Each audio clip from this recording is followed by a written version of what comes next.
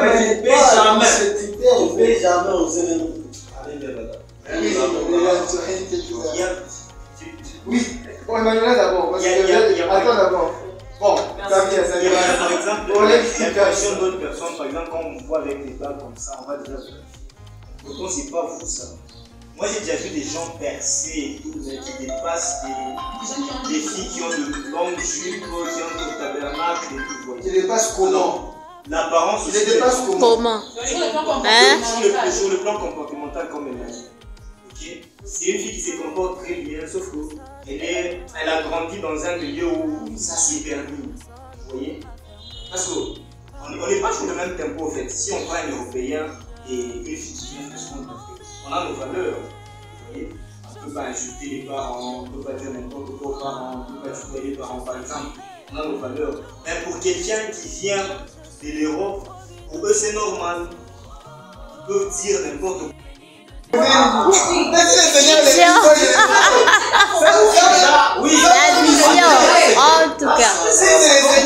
Regardez, là c'est la Bible, Dieu de manière osée, épouser une femme prostituée.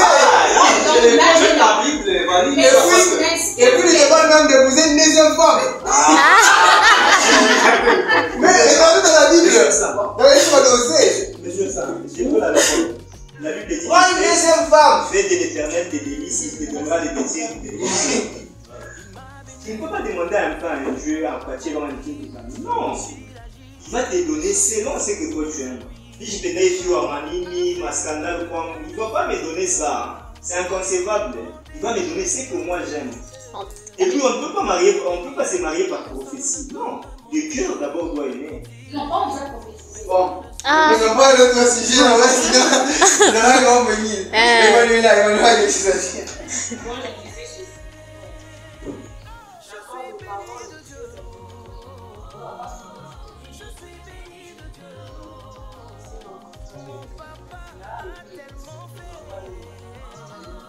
On va pas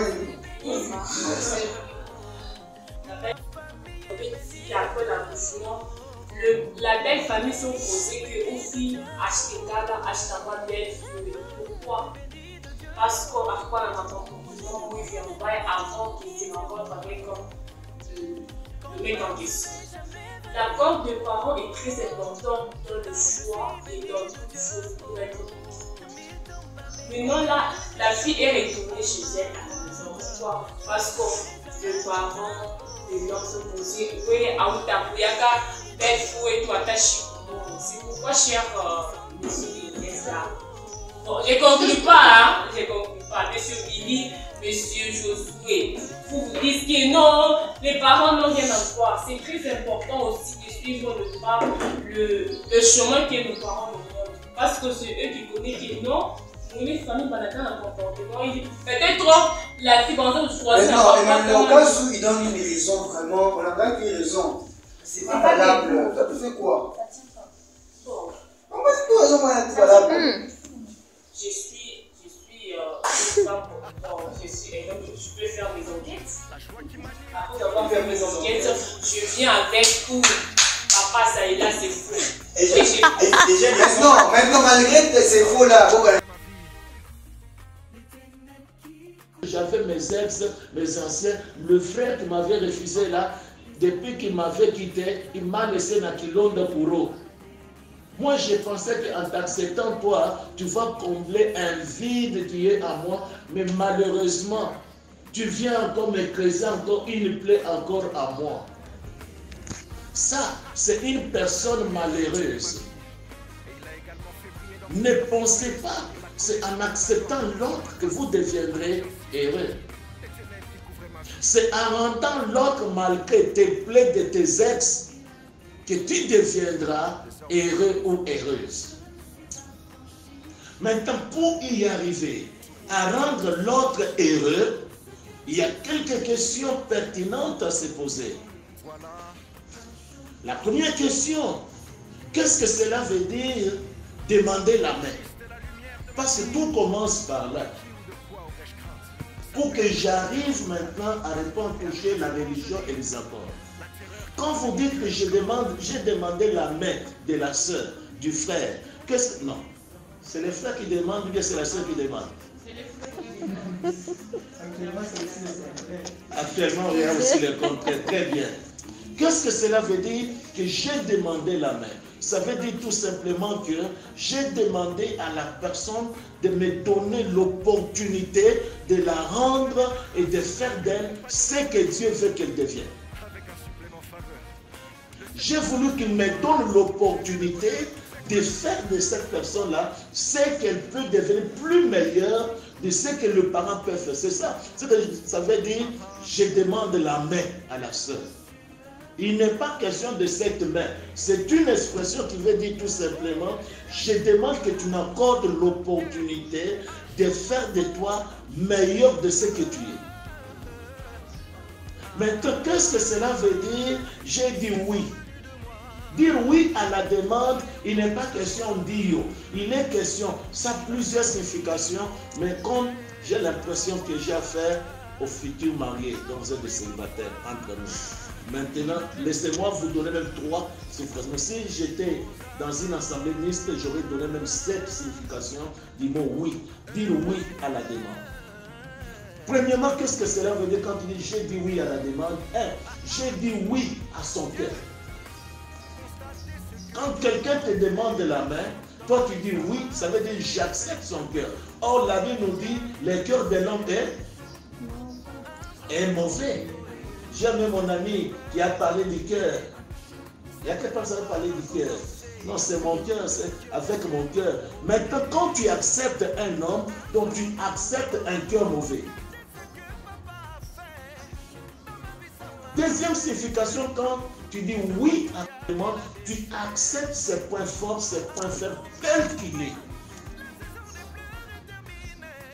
Troisièmement, qu'est-ce que cela veut dire? Dire oui à une demande d'un homme, ça veut dire tout simplement que j'accepte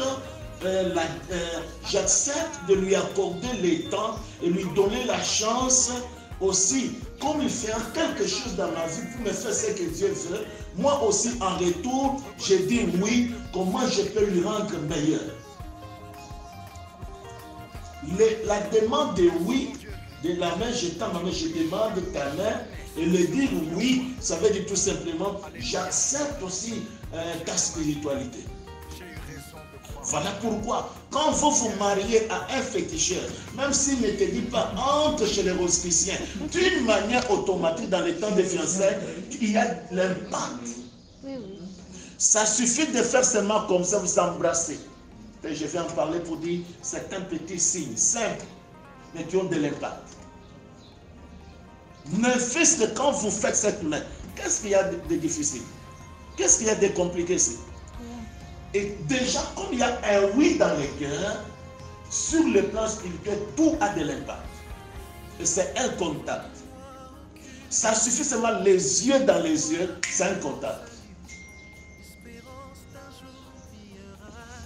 Entre guillemets, j'ouvre la parenthèse, je ferme forcément pour dire, quand quelqu'un vient vous demander la main, même si vous êtes prêt, même si vous êtes d'accord, ne soyez pas pressé de dire oui. Ne soyez pas pressés de promettre à la femme, à la sœur, le mariage. Non, non, moi je voulais te garantir le mariage. Je voulais que tu m'aimes parce qu'on va se prendre en mariage, nous irons au ciel. Non, je te trouve que tu es belle, mon père a des avions, la SNCC, quand tu as vu Fatih là-bas, derrière Fatih c'était mon père. Non. Même si c'est Dieu qui t'a montré dans les songes, noir sur blanc, que c'est la personne, ne soyez pas pressés de dire, je te promets, je t'appelle pour le mariage. Dis-lui ce que tu ressens. Et toi aussi, exprime ce que aussi tu trouves comme réponse à ces sentiments. On est ensemble? Parce que pendant les temps de fiançailles, ce qui amène l'homme vers la femme n'a jamais été l'amour. Ce qui amène l'homme de venir vers Emmanuela, c'est les sentiments.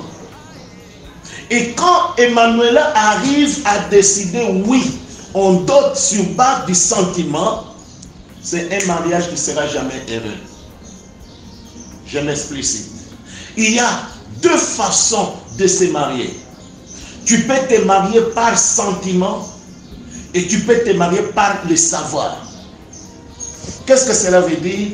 Je ressens quelque chose envers toi, donc c'est la femme qu'il me faut pour le mariage. Tu te maries selon ce que tu ressens. Quand je regarde Emmanuel, je sens le cœur. Quand je le fais, je sais que c'est la femme qu'il me faut.